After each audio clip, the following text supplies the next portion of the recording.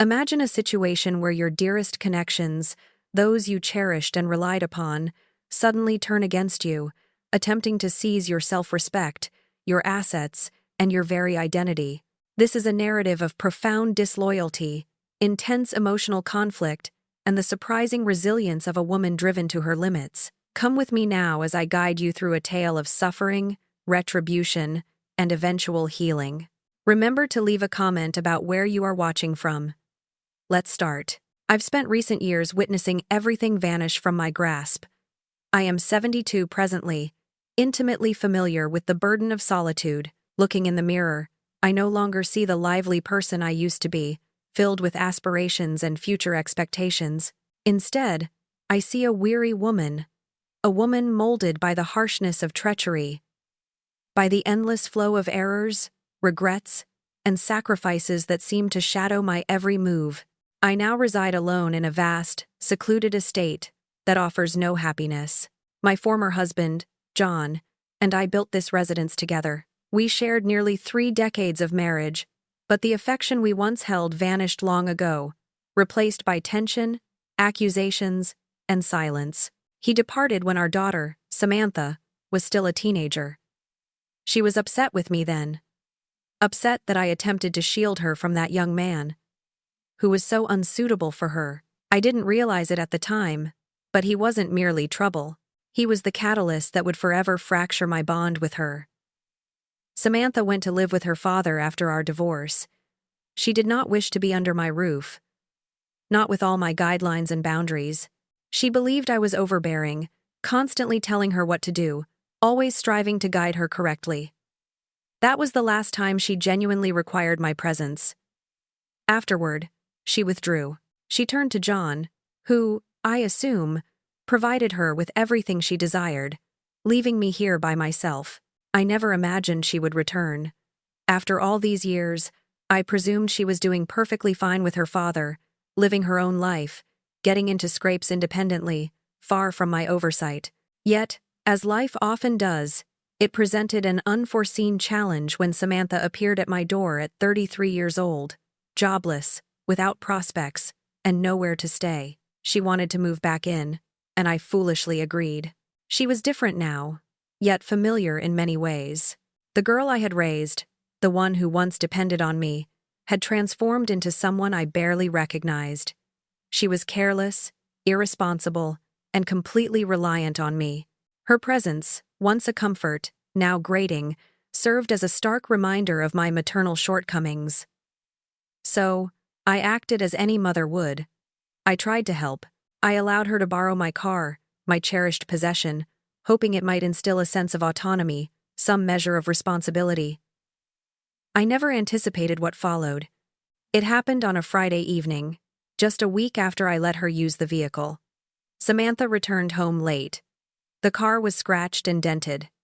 She was unharmed, but the automobile was damaged. "I apologize, Mother," she stated, but her voice was devoid of emotion, not a trace of remorse. I asked her what occurred, but she barely acknowledged me as she walked past, heading upstairs without providing much explanation. I attempted to remain calm. I truly did, but when I stepped outside to examine the damage, a wave of fury washed over me.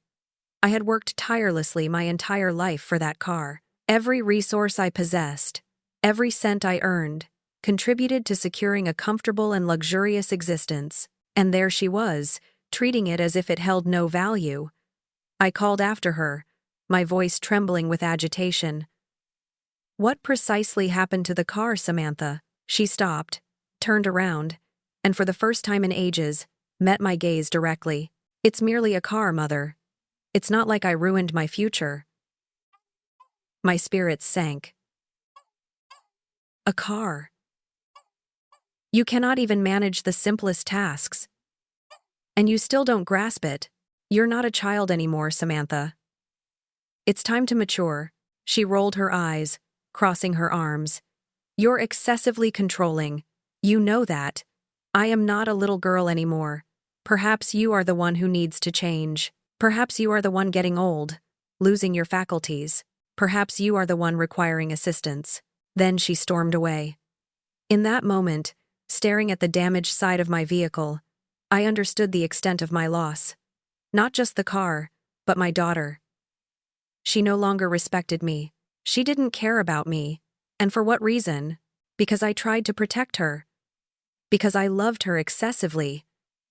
It felt as though all my years of sacrifice, of striving to prevent her from falling into the same pitfalls I had, were utterly pointless. I don't know what overcame me after that exchange. I had tolerated too much. For years, I allowed her to get away with everything. She had manipulated me, made me feel guilty, convinced me I was the issue. But that was it. I would not be her pawn any longer, not for her, not for anyone. That night, as I lay in bed gazing at the ceiling, the full weight of it crushed me. I wasn't just angry. I was shamed, heartbroken, and completely finished. I had dedicated my entire existence to pleasing everyone around me, trying to mend every wrong. But at what personal cost? Where was the respect for me? Where was the affection? The next morning, I awoke with newfound clarity. A strategy began to form in my thoughts. I realized that the sole path to regaining command of my life, my happiness, was to make a decisive move. A move that would not only astonish Samantha, but also demonstrate how far I was willing to go to safeguard what remained of me. I understood what I needed to do next. I didn't know how things would unfold, but I was done being the victim. It was time to seize back control. The day after Samantha damaged my car, I made a decision that altered everything. I had been trying to persuade myself for years that perhaps, just perhaps, she would mature, that circumstances would improve, but I understood in that quiet moment, looking out the window, that if I didn't take charge of the situation now, I might completely lose myself. I was weary of being treated as expendable, as though I was perpetually in the wrong. Samantha came downstairs later that morning, her eyes still heavy from the previous night, but she barely acknowledged my presence. Her usual indifference was fully apparent. She was so accustomed to avoiding consequences. I couldn't tolerate it anymore. "Do you even care about this residence?" I inquired, my voice firm, my patience dwindling. She turned to me, her expression blank. "I care about having a roof over my head," she mumbled, taking a cup of coffee from the counter. "And what else?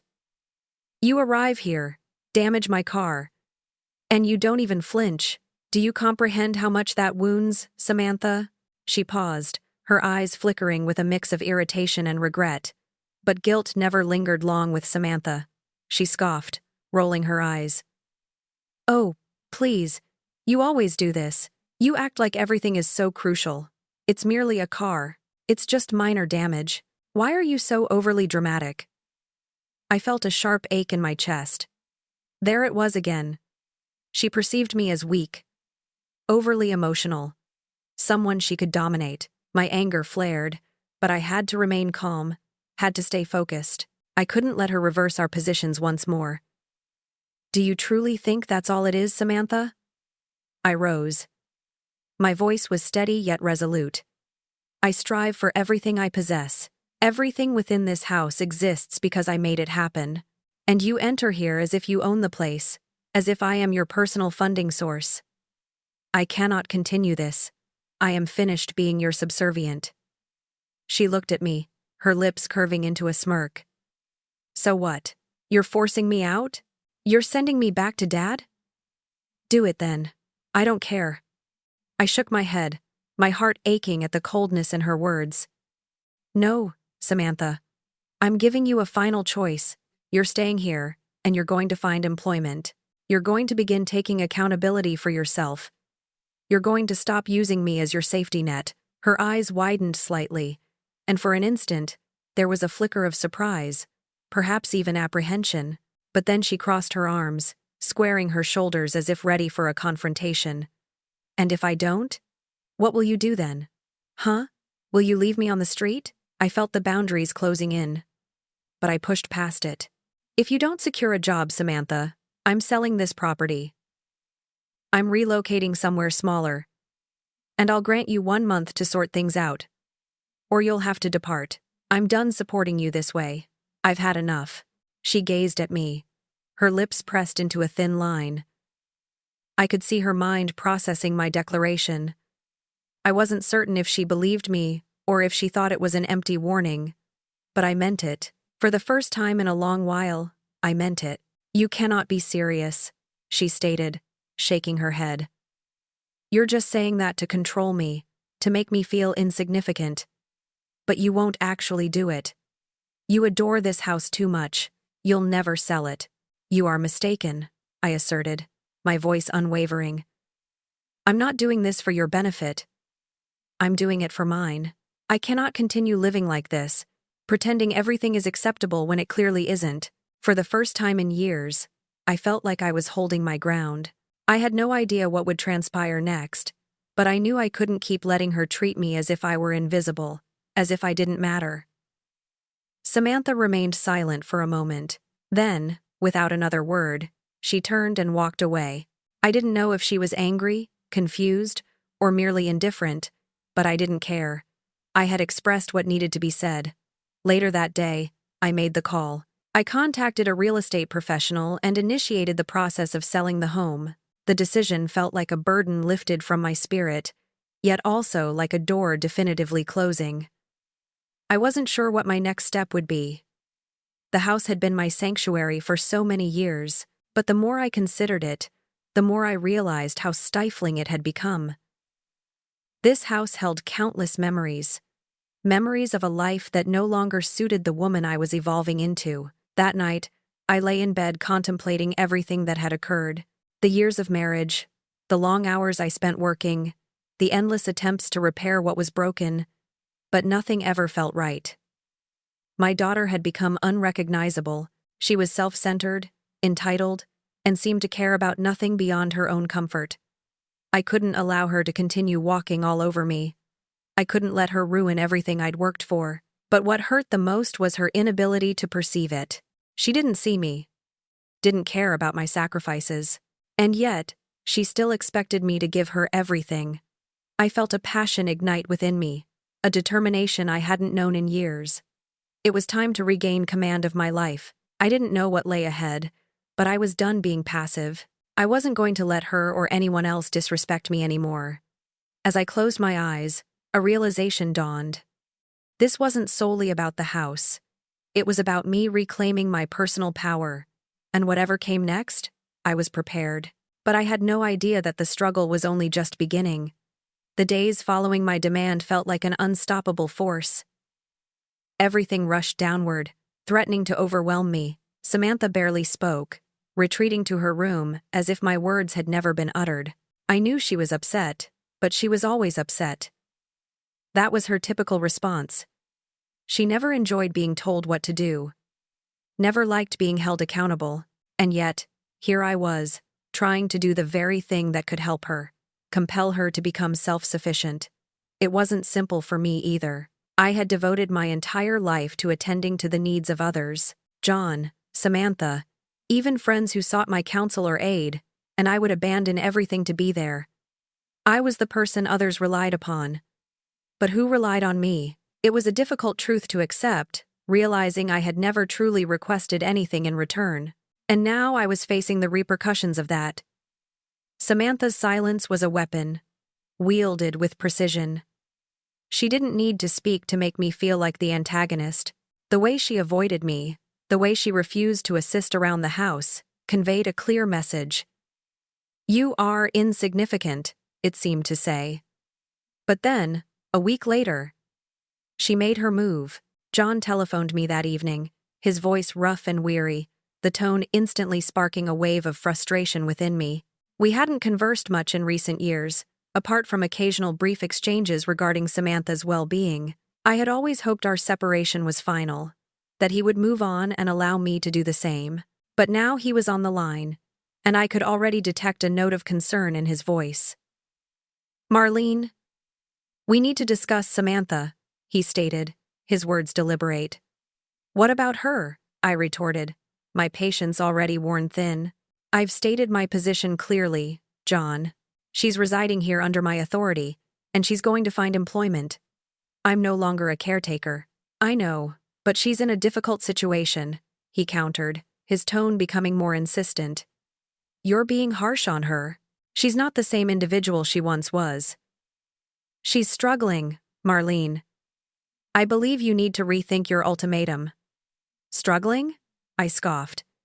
"She's 29 years old. She's not a child anymore. I've done everything within my power for her, John. And look at our current state." There was a lengthy pause on the other end of the line. "Marlene, you must grasp something. She's been making certain statements about you.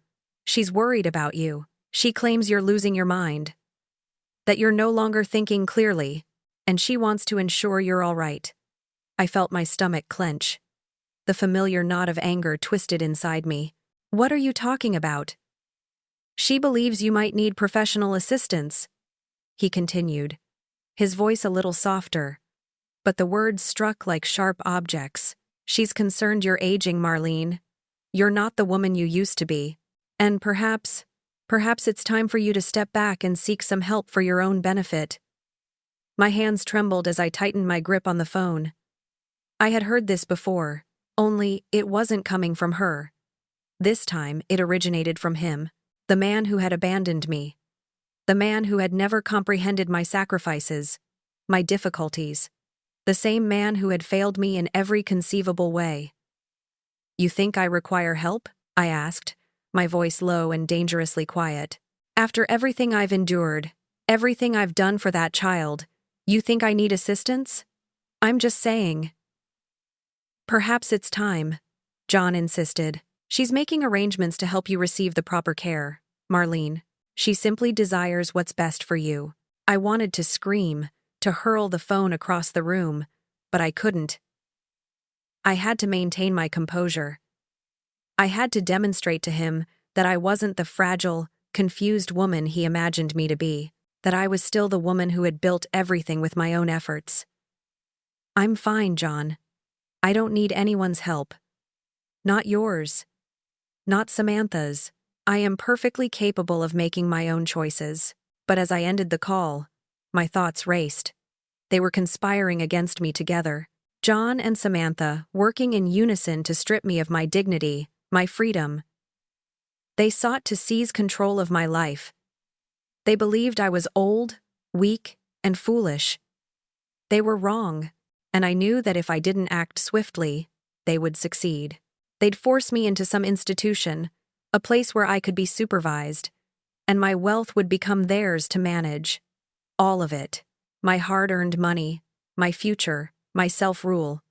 Gone. I couldn't permit that to occur. Not after everything I had suffered.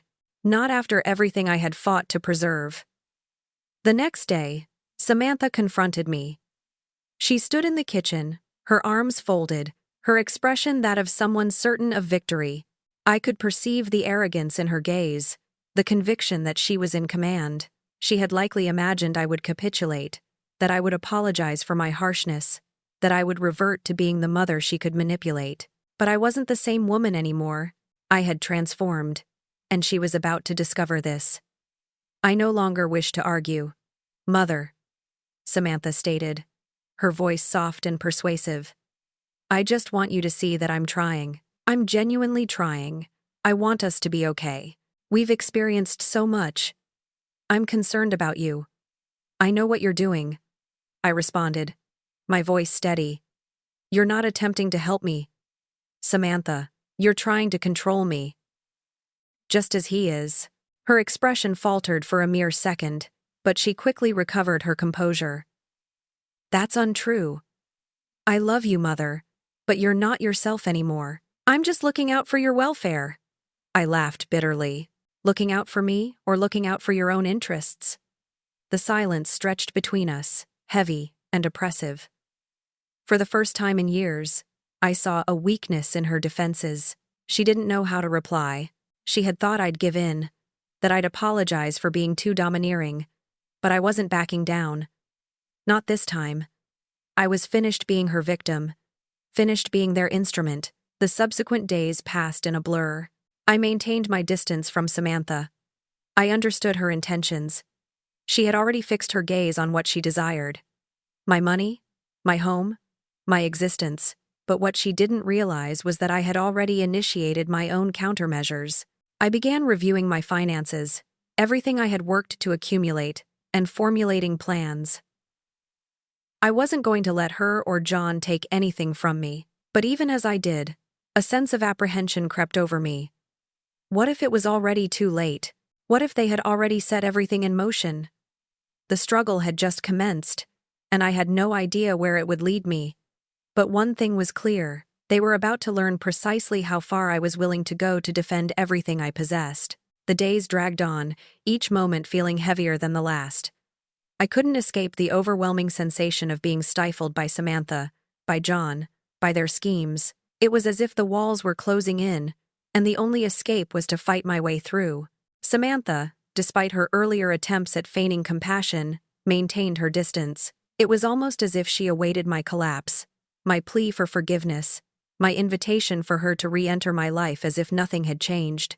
But nothing was normal. Not anymore. She had crossed a boundary. And now she was no longer my daughter. She was a stranger, someone who wished to dictate my life, just as John had for all those years, and I wouldn't permit it. That night, I sat in the quiet living room, the house's stillness pressing down on me. I reflected on everything that had happened, the choices I had made, the suffering I had endured, and the realization that I could no longer remain passive. I had to regain control. I had made up my mind. I wasn't going to let her exploit me any longer. I had to show her, show them both, that I could stand independently. That I was still the woman who had built a life from nothing, who had labored tirelessly to create something meaningful. I wasn't going to let them seize that from me. The phone call to the real estate agent marked the first step. My hands trembled as I dialed the number, but I couldn't let fear paralyze me. I had made the decision, and now it was time to execute. I needed to sell this property. The house that had once been my home, once filled with the echoes of my daughter's laughter, the memories of a life that felt so distant now. But it wasn't just about the house. It was about my future. It was about me reclaiming the authority I had lost. The agent confirmed that everything would commence immediately. I felt a strange sense of relief, yet simultaneously, a deep ache in my chest. This house had been the sole constant in my life for so many years, but I had to release it for my own tranquility, for my own self-worth. The next morning, I visited the bank. I withdrew a portion of my savings, the money I had accumulated over decades. It was a substantial sum, enough to grant me the autonomy I needed to make choices on my terms. I wasn't going to let John or Samantha dictate it, not anymore. As I left the bank, I felt a small spark of empowerment, as if I was finally taking charge of something in my life. But as I drove back home, I couldn't shake the sensation of being observed. Samantha was home when I returned. She had been uncharacteristically quiet for the past few days, likely brooding over my decision. She awaited me in the kitchen, standing by the counter with a glass of water. The moment I entered, she spoke, her voice strained. "I know what you're doing," she said, her eyes narrowed. "You're selling the house? You think that will resolve everything?" I didn't reply immediately. Instead, I took a deep breath, my thoughts racing. It wasn't just about selling the house. It was about demonstrating to her, to both of them, that I could still make my own determinations. I wasn't some frail elderly woman they could exploit. I wasn't going to be manipulated any longer. "I am," I stated, my voice steady, "and I'm doing it because I must. I need to leave here, Samantha. I need a fresh beginning." She scoffed, placing her glass down on the counter with a loud thud. "A fresh beginning? What is that supposed to signify? You think escaping from everything will solve your difficulties? You're just going to discard it all. Just like that?" I could feel the heat rising in my chest. The anger I had suppressed for days threatened to erupt. "I'm not discarding anything. I'm taking command of my existence, something you've never grasped. You've always accepted everything I've provided and never once considered my needs." Her face flushed, and I could see the tension in her body.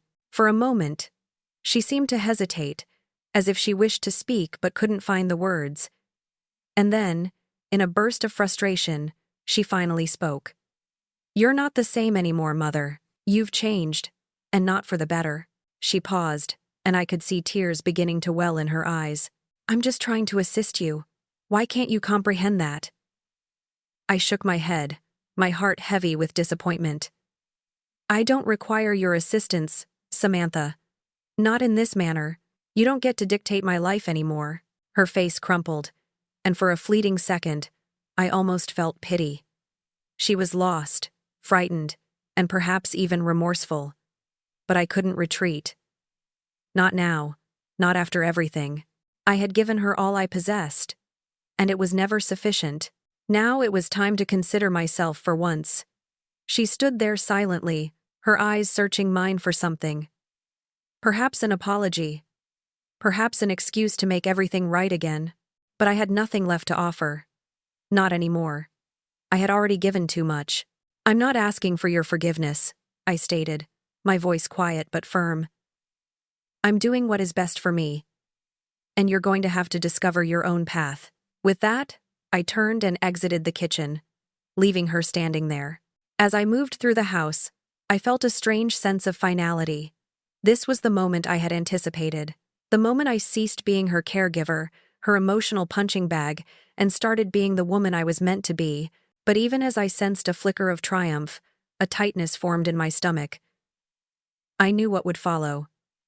Samantha would not release me so easily. Nor would John. They were going to contend with me for dominance, and they would stop at nothing to achieve their desires. I wasn't prepared for what would happen next, but I had made my choice, and I would uphold it, regardless of the cost. The days succeeding my confrontation with Samantha were chaotic. I expected her to be angry. I thought she might retaliate. But what I wasn't ready for was the silent conflict that ensued. She didn't weep, didn't shout, didn't even attempt to manipulate me as she had in the past. Instead, she became quiet, a silence that felt colder than any argument could. I had made my move, and now I could feel the tension in the atmosphere. She was no longer the girl I once knew, the one who sought my counsel, my approval, or my affection. She was distant, even calculating, and I knew she was planning her next action. She had always been that way, never revealing her hand until it was too late. That morning, as I sat in the kitchen sipping my coffee, my phone rang. I didn't recognize the number, but something about the timing made my heart race. I almost didn't answer, but then I did. It was John, my former husband. "Marlene, we need to speak," he declared, his voice carrying a blend of authority and concern. "I know things have been difficult between us, but this situation with Samantha, you're pressuring her too much. She's not in a good state right now. She's delicate, and you need to comprehend that." I clenched my jaw, trying to steady my breath. I wasn't about to let him manipulate me again, not after all he had done. "John, I'm not going to let you use her as a pawn in your schemes. I'm doing what's best for me. And perhaps, just perhaps, that's what she requires too. She's an adult. She's not a child anymore." There was a prolonged silence on the other end. "You're not thinking clearly. Perhaps you aren't as capable as you believe.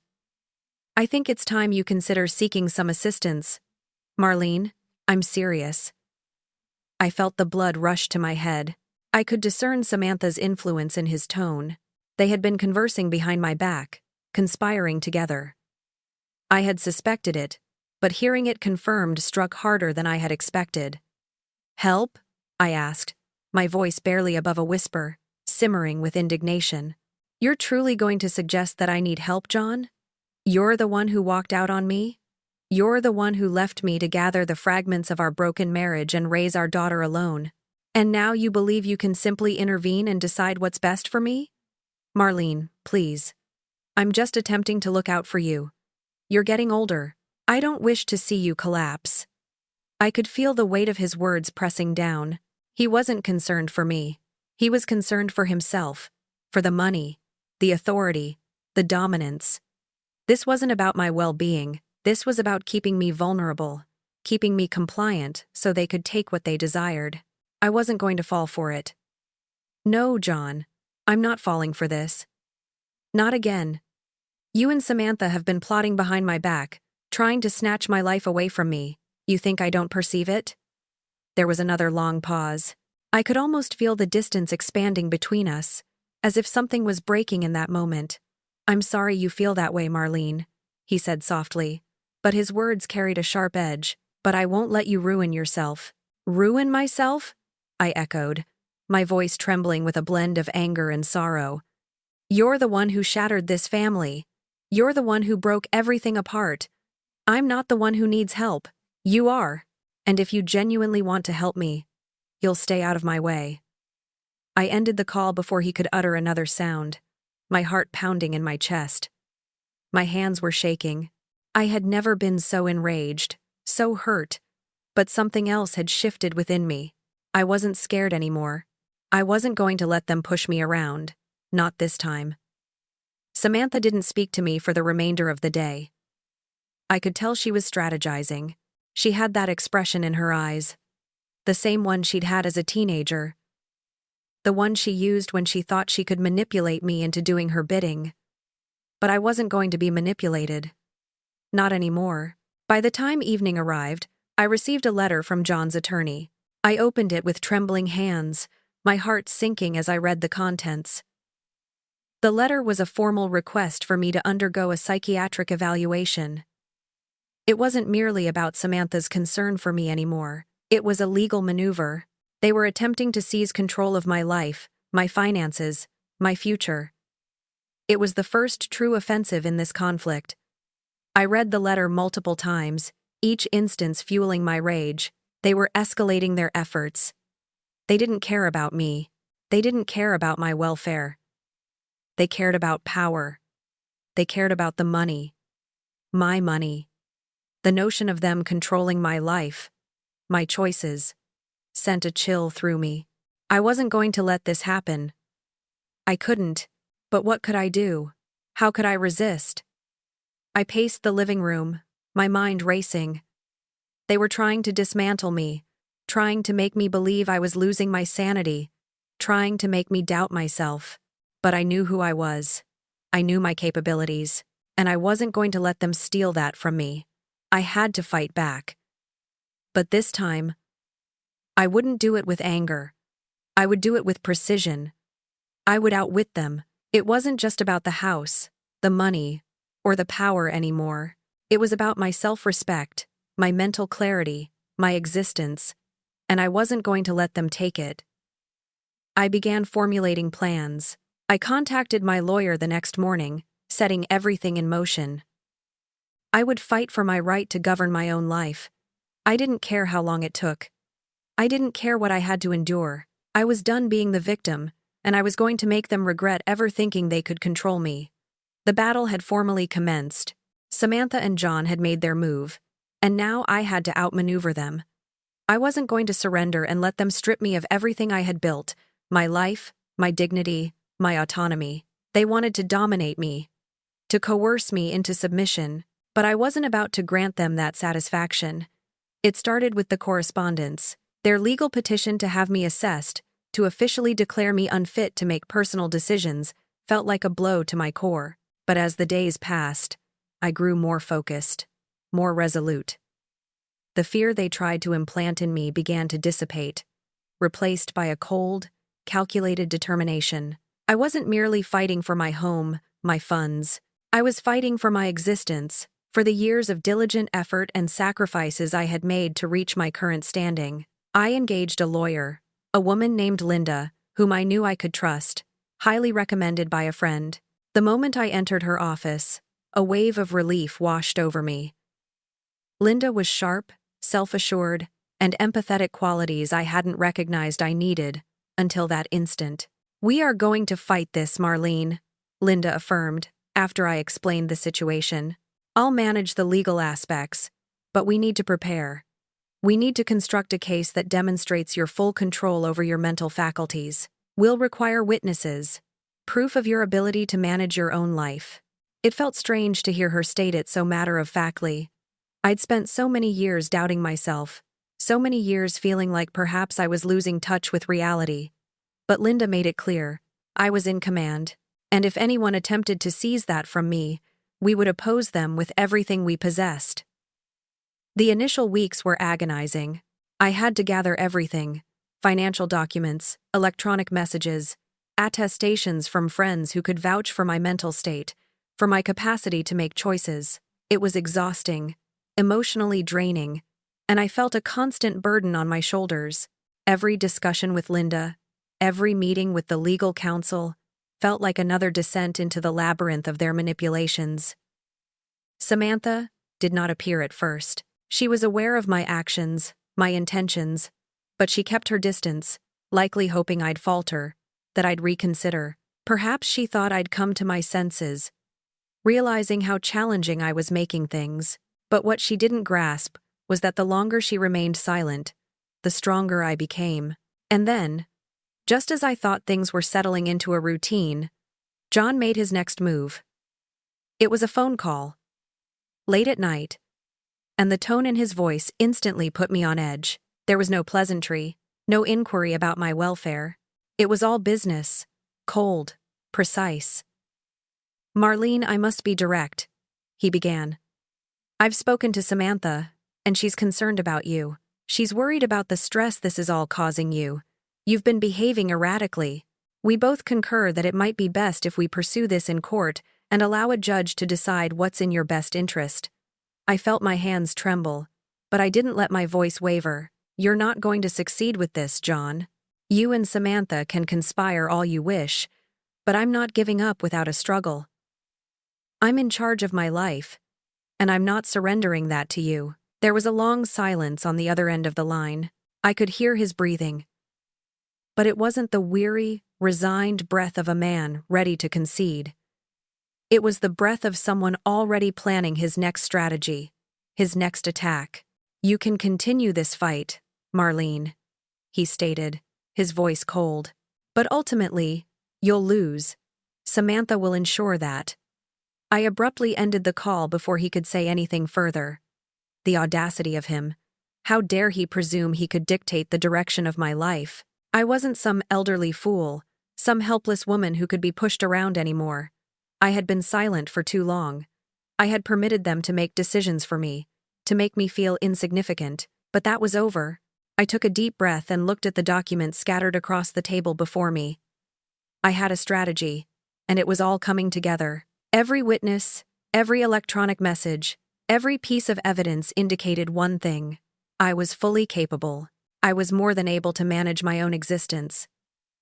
But I knew this wouldn't be simple.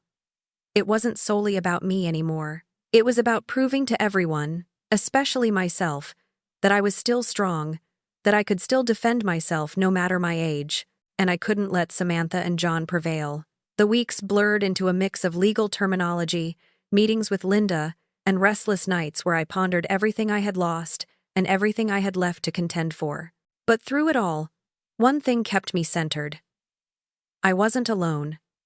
Linda was there, assisting me in assembling everything.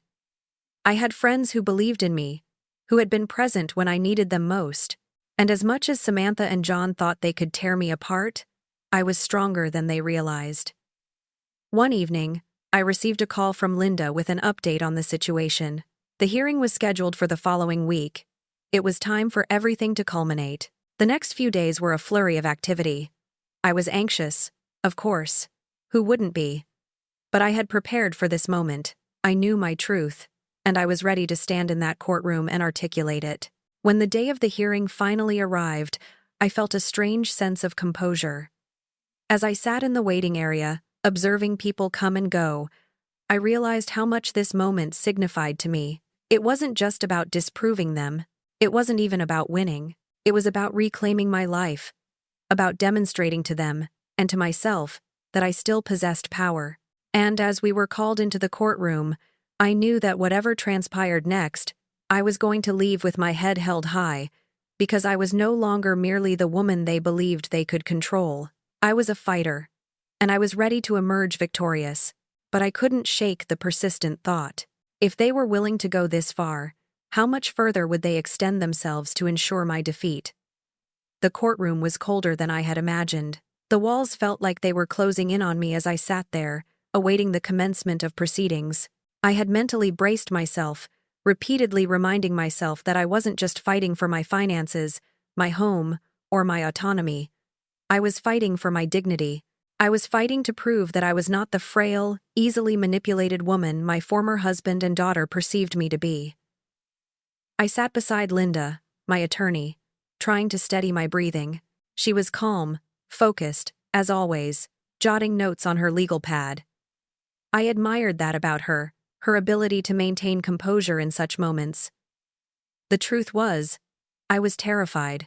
Terrified not of losing the case, but of losing myself, of losing the sense of command that had, until recently, been the only thing I felt I had left.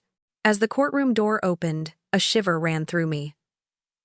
John entered first, followed by Samantha.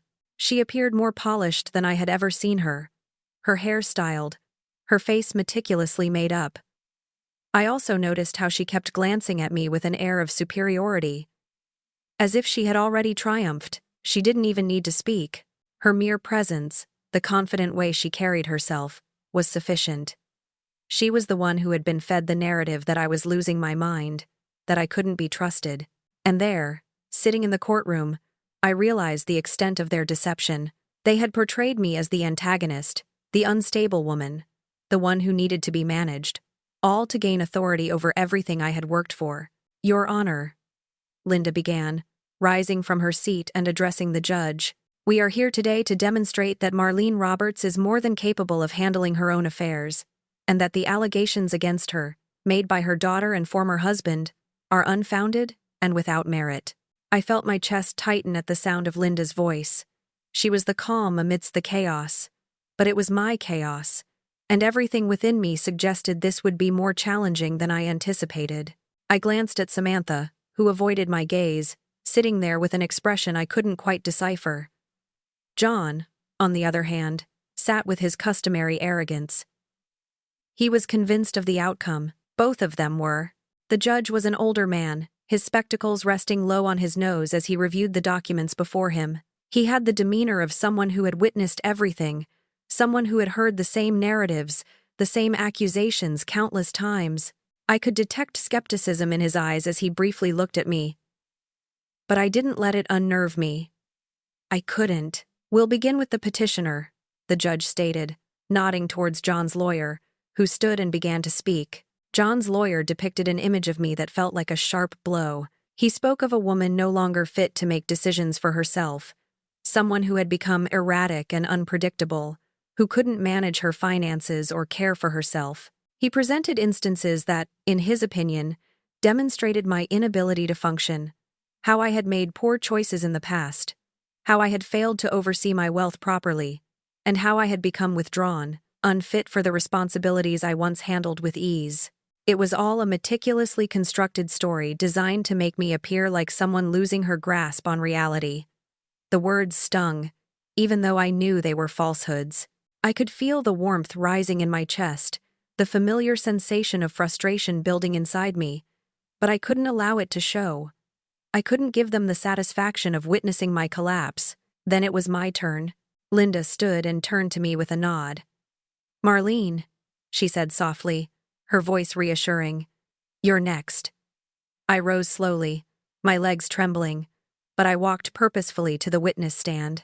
The silence in the courtroom felt overwhelming as I settled into the chair, the weight of everyone's attention pressing on me. The judge addressed me kindly, but I could hear the hesitation in his voice.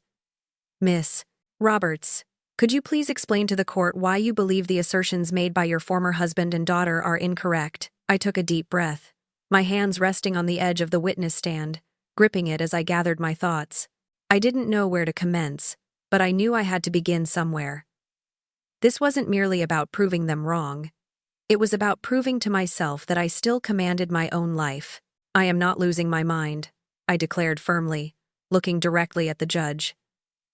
I've worked diligently my entire existence. I've constructed everything I possess step by step, and I've never once sought anyone's assistance. Yes, I'm older now. Yes, I may not be able to perform tasks as I once did, but that doesn't imply I've lost the capacity to think independently or to make choices. It doesn't mean I'm incompetent. I paused, absorbing the subsequent silence. I could feel the eyes of the courtroom upon me, awaiting my next words. I've raised my daughter by myself. I've contended with adversity, with disappointment, with betrayal, and through it all, I've always been the one to maintain stability. The truth is, my former husband abandoned me. He departed, and I had to raise Samantha alone. I never once asked him for help. And now, he seeks to control my existence. And Samantha, she's always been consistent. She doesn't grasp the obligation of self-care. She doesn't understand the repercussions of her actions, and she never will until she learns the difficult way. There was a prolonged silence, and I noticed a flicker of something in the judge's eyes. Perhaps uncertainty, perhaps recognition, but I didn't care. I had expressed what needed to be said. John's lawyer rose and began to cross-examine me. He attempted to unsettle me, posing questions I knew were designed to make me appear unstable. "Miss Roberts," he stated smoothly, "can you explain why you chose to sell your home? Why you decided to leave your daughter without any support?" I took a deep breath. "I sold my house because I need to experience my life. I'm not going to be confined to a place that reminds me of everything I've lost. And as for my daughter, she's an adult. It's time she learned how to take responsibility for herself." The lawyer's efforts to break me failed. I wasn't retreating. I wasn't the shattered woman they believed me to be. The remainder of the hearing passed in a blur of legal terms, accusations, and attempts to distort my statements. But I maintained my focus. I kept my composure. By the end of the day, after all the exchanges, the judge finally announced that the court would adjourn until the next morning. As I sat in that cold, sterile courtroom, I knew the struggle wasn't over. It was far from concluded, but something inside me had shifted. I wasn't afraid anymore. I had entered that courtroom as a woman who felt invisible, weak, and broken. But as I rose to depart, I realized something. I was stronger than I had ever been. Whatever transpired tomorrow, I had already achieved a victory. The following day was a haze of anticipation. I could barely sleep the night before the judge was to deliver his verdict. The courtroom was filled with the same tense quiet I'd felt yesterday, only this time, I was steeling myself for what was to come. John, Samantha, and their legal counsel sat on the opposite side of the room, their cold, calculating gazes fixed on me. I could feel the weight of their judgment, but it no longer made me shrink. I had spent so many years allowing them to dictate the narrative, to control how I perceived myself, but now, standing here before them, I had learned something vital. I was done being passive. I was done being the victim in this story. And as much as they wished to tear me down, I was ready to face whatever came next. The judge entered, his heavy footsteps echoing in the silence. He wasted no time. He sat down, adjusted his spectacles, and looked at the lawyers before turning his attention to me. "Marlene Roberts," he stated, his voice steady but gentle. "After hearing the evidence presented by both parties, I am prepared to deliver my ruling. You've endured a long, challenging path, but the court must determine whether you are capable of managing your own affairs, or if someone needs to assume that responsibility." I felt my heart pound in my throat. This was it. This was the moment that would decide everything. John's lawyer was the first to speak, standing with his customary air of authority. "Your Honor, the evidence is unequivocal. Miss Roberts has exhibited unpredictable behavior, has made decisions clearly beyond her capacity, and continues to jeopardize her own well-being. The situation with her daughter is one illustration, and the abrupt decision to sell her home without any logical explanation speaks volumes about her instability." I wanted to scream, to argue that they were twisting the truth, but I remained silent, my hands gripping the edge of the table as I observed the proceedings unfold. Samantha said nothing.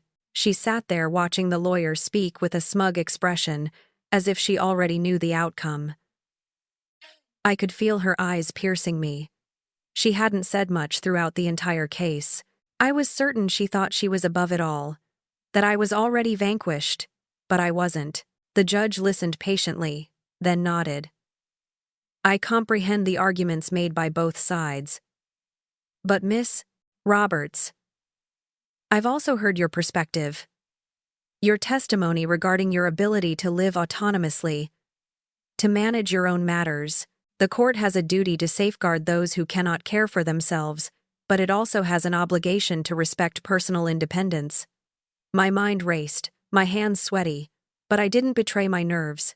I had worked so hard to prove to everyone, especially myself, that I could still make choices for my life. I was in command. I wasn't the woman they imagined me to be. The judge paused before continuing, his voice becoming more measured. After considering all the evidence, and given your age and your history of managing your financial and personal affairs, I find that there is insufficient proof to declare you unfit to make your own decisions. You will retain control over your finances, your health, and your life.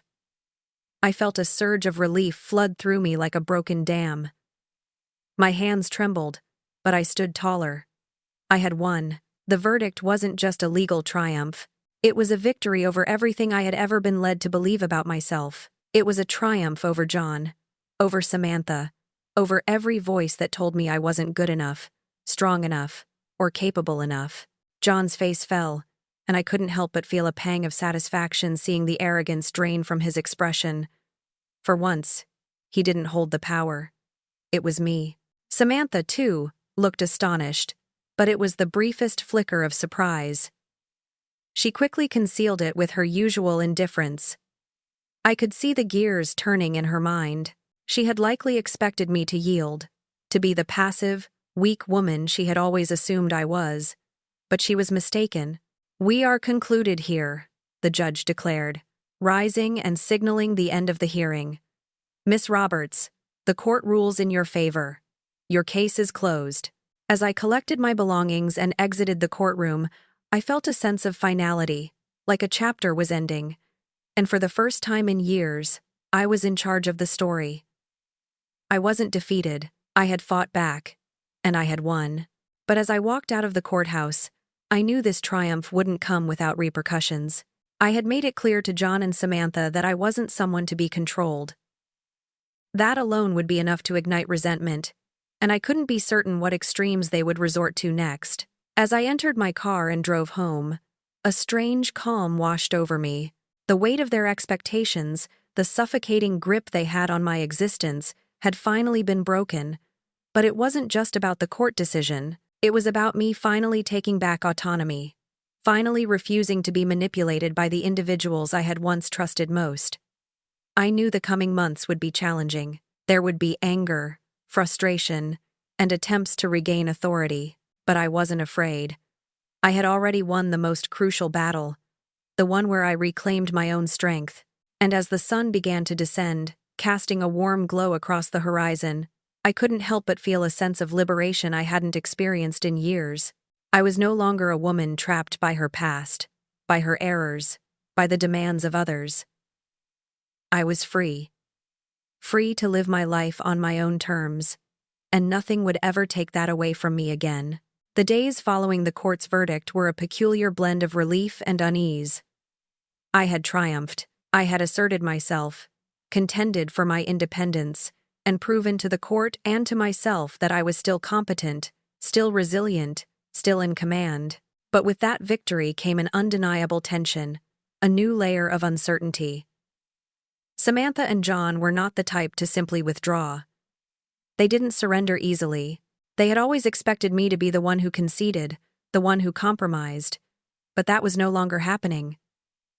Samantha barely spoke to me after the proceedings. She seemed distant, withdrawn, as if she were biding her time, planning her next move. I could sense the impending storm, but I wasn't sure when it would strike. It was a strange reality, living in the same home as someone who was, at one point, your child, yet now felt more like a stranger who had grown cold and remote. Her silence was as impactful as any argument, and it troubled me in ways I couldn't articulate. One evening, as I sat on the back porch with a cup of tea, trying to clear my thoughts, Samantha came outside. Her footsteps were heavy, deliberate, but she didn't sit beside me. Instead, she stood by the railing, gazing out into the darkening sky. The tension between us was thick, palpable. It felt like something unspoken hung in the air, something I wasn't sure I was ready to hear. "You know," she said quietly, her back to me, "I never thought you'd actually do it." I never thought you'd resist like this." Part of me wished to maintain my distance, to ignore the conversation entirely. But this was the moment, wasn't it? The moment when everything could either collapse or begin to mend. So, I took a deep breath and turned towards her. I had no alternative. I stated softly, "You and your father made it clear that you believed I was incapable. You thought I couldn't make choices for myself, and I had to prove to both of you that I wasn't losing my mind. I'm still me, Samantha. I'm still capable." She didn't reply for a long moment, and for a brief second, I thought she might walk away again, retreat into the silence she had perfected. But instead, she turned toward me. There was something different in her eyes, something that appeared almost vulnerable. "I didn't intend for it to go this far," she whispered, her voice barely audible. I was scared. I was scared that you were slipping away from me, that I was losing you, too." I didn't know what else to do. Her words impacted me more profoundly than I expected. They weren't an apology. They weren't even an explanation. But they were raw. Honest in a way I hadn't heard from her in years. And for the first time in a long while, I realized how much she had been suffering. How much she had been grappling with the idea that I was aging. That I wasn't the same mother she remembered. I was scared too, I admitted, my voice heavy with emotion. I was scared that you'd never learn how to take responsibility for your own existence. That you'd keep using me, keep thinking you could manipulate me into doing whatever you wished. But now, I perceive you. I see your fear, and I see that you're adrift. But you have to discover your own direction. I can't do it for you anymore. For a moment, there was nothing but quiet between us, the weight of unspoken truths lingering. And then, to my surprise, she moved closer. Her posture softened, her shoulders no longer rigid. She stood there for a long time, simply observing me. "I don't know if I'm prepared for all of this, Mother," she said, her voice shaky. "But perhaps I need to start trying." I didn't know what to say. Part of me wished to reach out, to embrace her, to assure her that everything would be fine. But another part of me knew better. I couldn't shield her anymore. She had to learn to navigate life independently, just as I had done. "I understand," I stated simply, my voice steady, yet heavy with the realization that everything had altered between us. "But you're going to have to figure it out on your own." She nodded slowly, a quiet tear tracing her cheek, though she swiftly wiped it away. For the first time in years, I saw my daughter as someone who might one day comprehend me again. I didn't know when that would happen, or if it ever would. But in that moment, I felt a glimmer of hope. Hope that perhaps, just perhaps, we could reconstruct what had been shattered.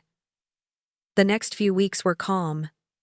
Samantha remained in her room more, emerging only when necessary. She wasn't the same person she had been before the court hearing. There was a new weariness in her, a distance that hadn't been present before. But it wasn't animosity. It was something else, a kind of quiet acceptance that things had changed, that she couldn't simply expect me to be the same woman she had manipulated previously. She had to find her way forward, just as I had done all these years. But it wasn't just Samantha I had to concern myself with. John, of course, wasn't going to let this pass quietly. The lawyer he had engaged had sent a few more letters, each one more menacing than the last. He wished to attempt to reopen the case, to challenge the ruling. But I wasn't worried anymore. Linda had made it clear that there was no basis for an appeal. The case was closed. I had won. Still, the anxiety lingered in the back of my mind. I couldn't shake the feeling that this wasn't finished. Not by a long shot. They would continue to pursue me, trying to break me, trying to tear me down.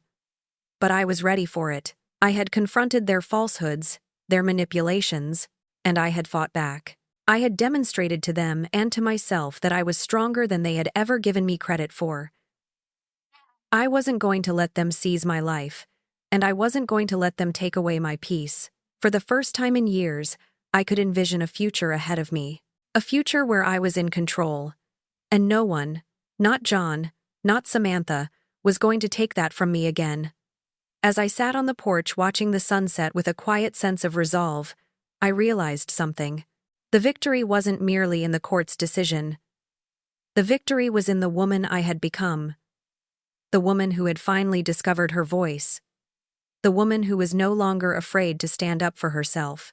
And for the first time in a long while, I was content with that. Days transformed into weeks, and although the immediate legal conflict was behind me, the storm was far from over. Samantha and John hadn't completely given up, even if their efforts had diminished for the moment. I knew them too well. They would find a method to regain authority. It was only a matter of time. But for now, there was tranquility. A fragile tranquility, but peace nonetheless. Samantha, to my surprise, began making small efforts to assume responsibility for herself. She secured a part-time position at a local bookstore. It wasn't much, but it was a beginning. I didn't comment on it, didn't congratulate her. She had to understand deep down that this was the start of something far greater for her. She had to learn to stand on her own, just as I had learned to stand on my own after John had departed. One evening, as I sat at the kitchen table, reviewing some old letters I had procrastinated reading for years, I heard her footsteps approach. She stood in the doorway, her eyes hesitant, but no longer filled with the usual arrogance. "I have a shift this weekend," she stated quietly, her hands nervously twisting the hem of her sweater. "It's not much, but it's a start, right?" I looked up from the letter before me, meeting her gaze. Her face, which had once been so closed off and defensive, was softer now, vulnerable in a way I hadn't witnessed before. "It's a start," I replied simply, not wishing to overstep or push her too hard. This wasn't something I could fix for her, no matter how much I desired to. She nodded, then hesitated before taking a step closer. "Mother, I just want you to understand that I didn't mean for things to become this bad. I didn't know how to cope, and I thought I was helping, but I wasn't." Her words struck me like a wave, astonishing me with their sincerity. For so long, I had been the one apologizing, the one going to great lengths to rectify matters, to smooth over the fissures in our relationship. But hearing her admit she had been wrong, that she was willing to acknowledge the harm she had caused, was a moment I hadn't anticipated. "I know, Samantha," I stated, my voice low but steady. "I know, and it's okay. But you have to begin taking responsibility for yourself now. That's all I've ever desired for you." She nodded again, swallowing hard. "I'm trying. Mother, I truly am. I didn't know what the future would hold for us. I didn't know if things would ever revert to how they were, or if they even could. But in that moment, there was a change, a new understanding between us.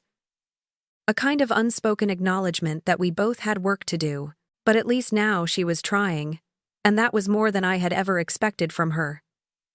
The next few weeks felt like a gradual easing of old tensions.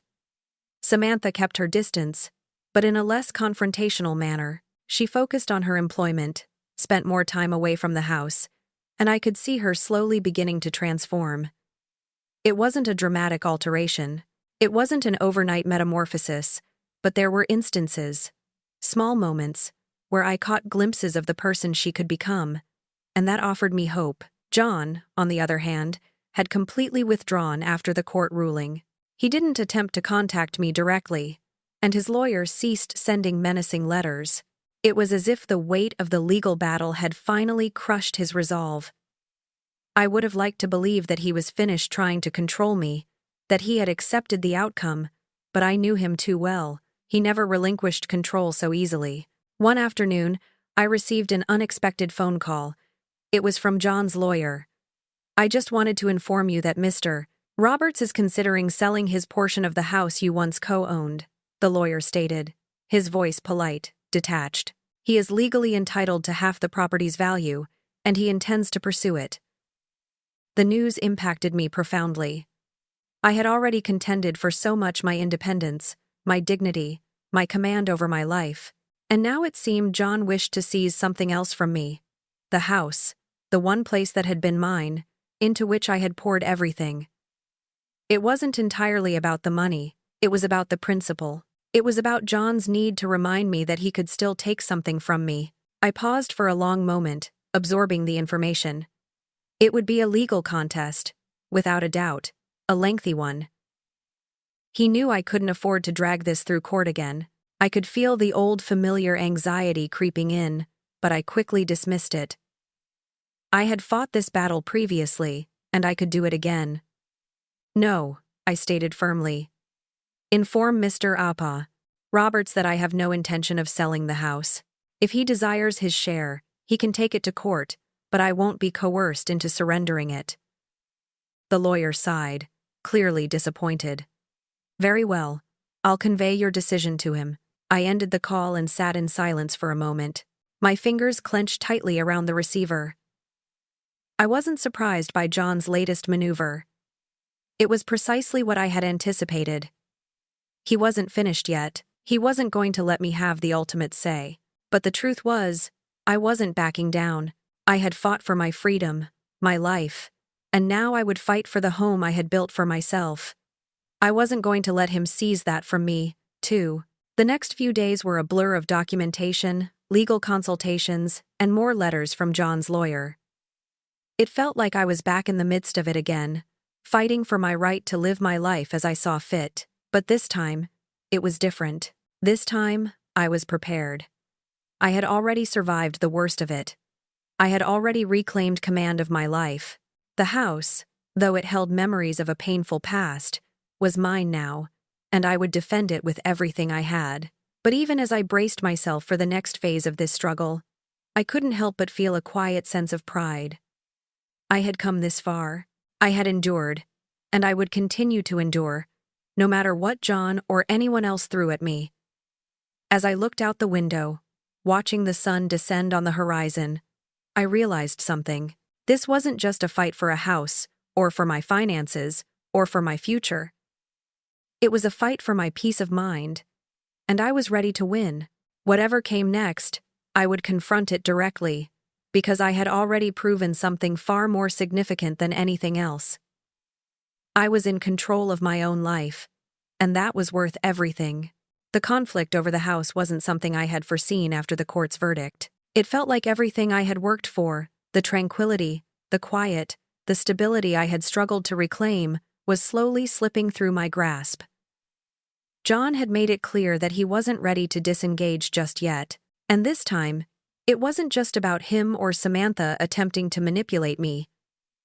This was about his avarice, his desire to always maintain authority over something, no matter the cost. I had already made my determination. I wasn't going to sell. I couldn't, not after everything I had experienced. This house, this place, represented my last vestige of independence. It wasn't just a structure. It was a symbol of everything I had fought for. But as the days passed and John's lawyer dispatched one letter after another, I began to feel the mounting pressure. I had to respond. I had to fight back, or I would lose everything I had worked so diligently to rebuild. I didn't know how long I could continue like this. The legal expenses were depleting my resources, and the constant barrage of letters and threats was exhausting me. I had been through this before, but this time felt distinct. This time, it wasn't solely about me. It was about my future, my serenity, and the life I wished to lead. I had spent too many years being dragged through difficulties by individuals who couldn't grasp that I was capable of making my own choices. Samantha remained quiet, as she had for weeks. She still hadn't fully come to terms with the changes between us. I could see the burden of the situation on her, but she didn't know how to handle it. She had always been the one in the background, the one who relied on me, who manipulated situations to suit her needs. Now she had to face the consequences of her actions. One afternoon, after a particularly stressful phone call with my attorney, I found myself standing on the porch again, gazing at the garden. Its peacefulness seemed so distant, almost surreal amidst everything transpiring. I had spent so many years trying to protect my daughter, trying to make things right for her, for us, but I was beginning to realize that the life I had envisioned for her, the one I had dreamed of, was fading away. I couldn't shield her anymore. She had to learn to stand on her own. I wasn't prepared for the knock on the door that evening. When I opened it, I found Samantha standing there, her face swollen from weeping. For a moment, I felt a pang of concern. But then she spoke, and her words caught me off guard. "I'm sorry," she said, her voice trembling. "I've been foolish. I've hurt you, and I didn't even comprehend it. I didn't know what to say. I had spent so many years trying to reach her, trying to make her see the ramifications of her choices, but it had never registered. And now, here she was, finally admitting her error.